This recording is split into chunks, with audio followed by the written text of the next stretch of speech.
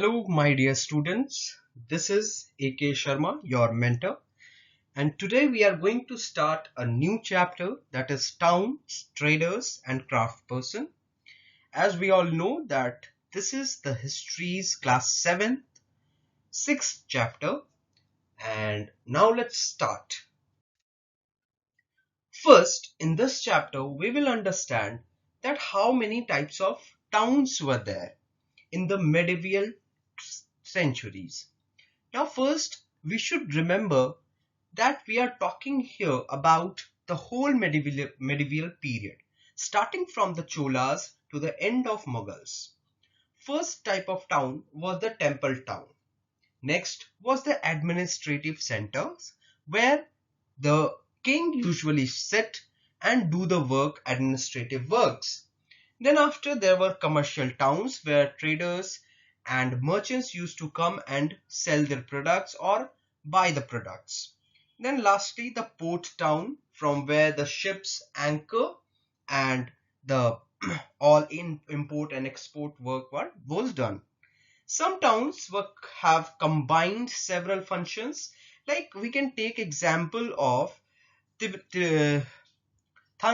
Thanjavur was a temple town, it was a commercial town, and it was also an administrative center. So, some important centers of trade and artisanal production in central and south India. As we can see here, some important centers. One is Surat, which is very much important, which is now in Gujarat. Then after Masulipatam, which is now in Andhra Pradesh. And lastly, the Hampi. These three were very important centers uh, in the medieval period. Along with that, there were other centers also like Calcutta, Murshidabad. All these centers were famous for different purposes. Like Bidar was famous for its Bidri art.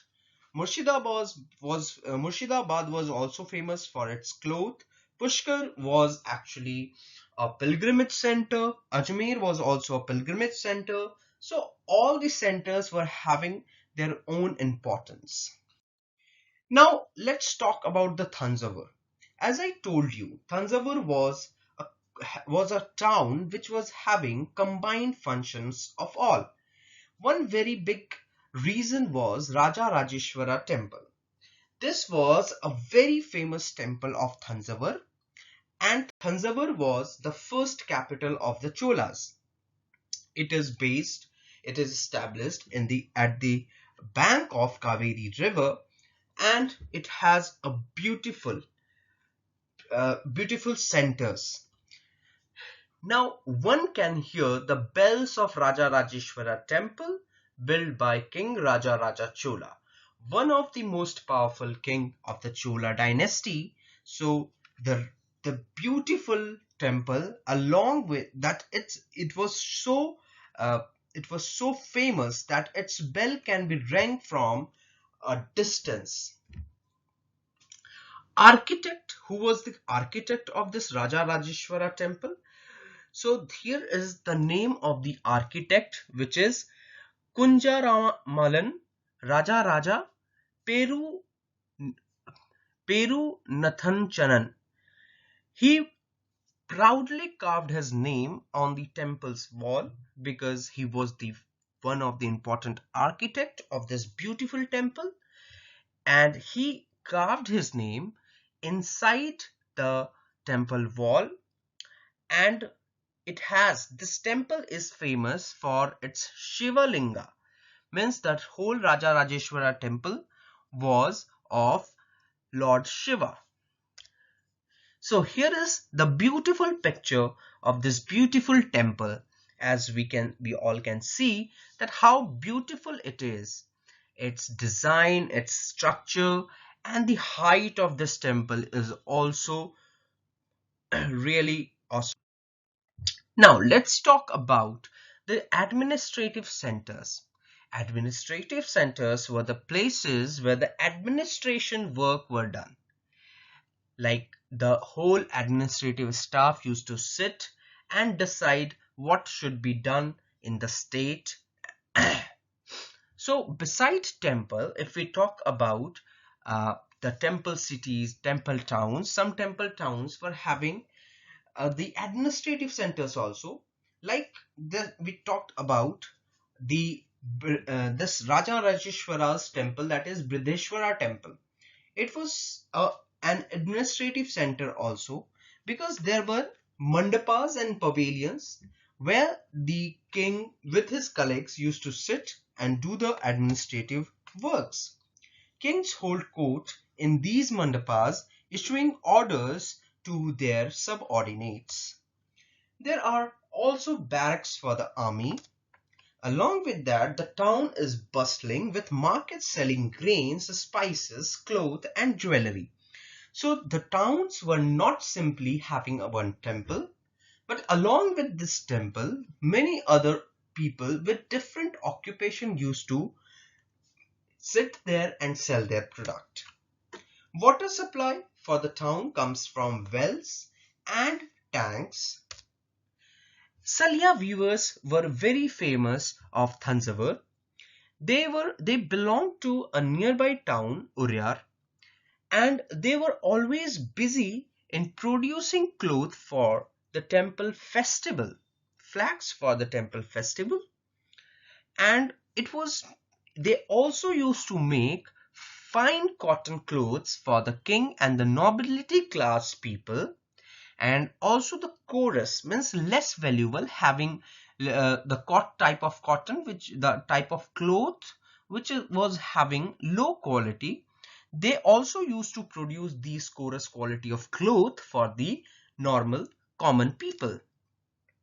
Satpatis were very famous sculptors at Savami Malai, and they all used to make beautiful exquisite bronze idol and tall ornamental bell metal lamps. These they used to make because they were the sculptors. Now here is two pictures. One is the picture of the bronze idol of Nataraj. As you can see, it is very beautiful made, and the tall ornamental bell metal lamp. So these were the two different types of things which were made by the Satpatis sculptors. Now there is a special kind of technique which was used to produce bell metal. So what happens in this method, that bronze is an alloy. First we should know that what is bronze. So bronze is an alloy which contains copper and tin.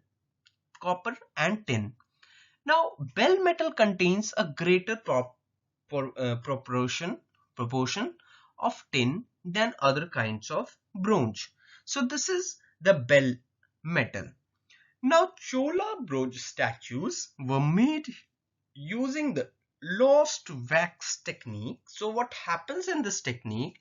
First, the image was made up of wax, then that image is covered with the clay and and allowed it to dry.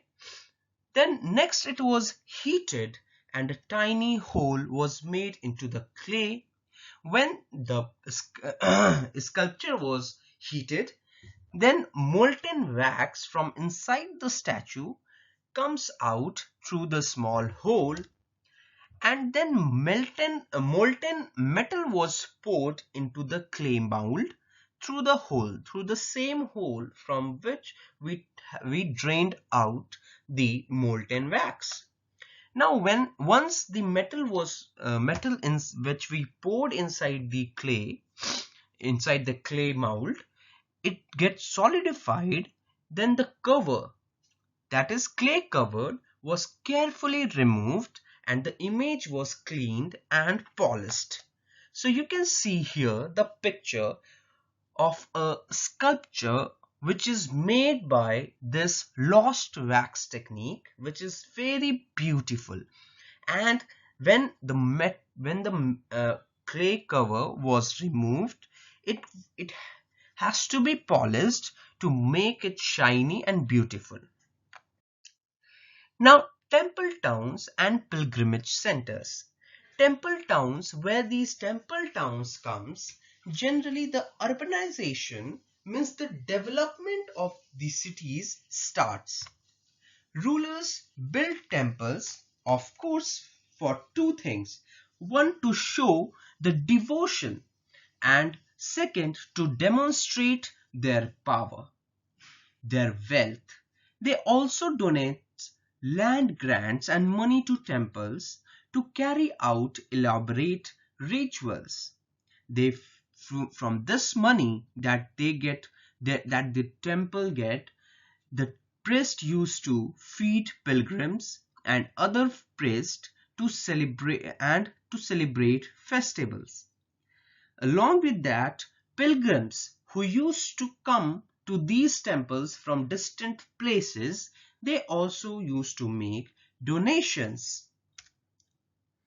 Temple authorities used their wealth to finance trade and banking.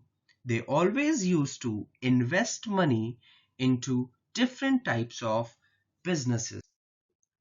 They all, the people, generally, you can see here the priests, the artisans, the workers, traders, along with there were garland makers and many other people used to settle near the temple to cater its need and those of the pilgrims.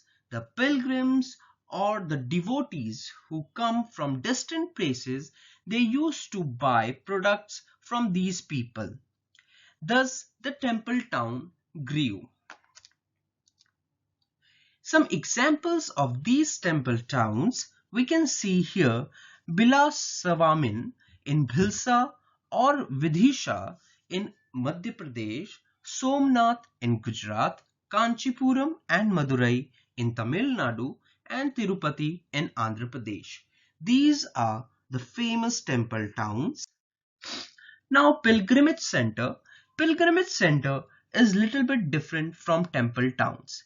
Pilgrimage centers were actually related to some eminent personality of a particular religion, and people of that religion or any other, maybe other religion, used to visit these places. Pilgrimage centers also developed into township. Some examples of these pilgrimage centers were Vrindavan, which is in Uttar Pradesh, Tiruvannamalai, which is in Tamil Nadu.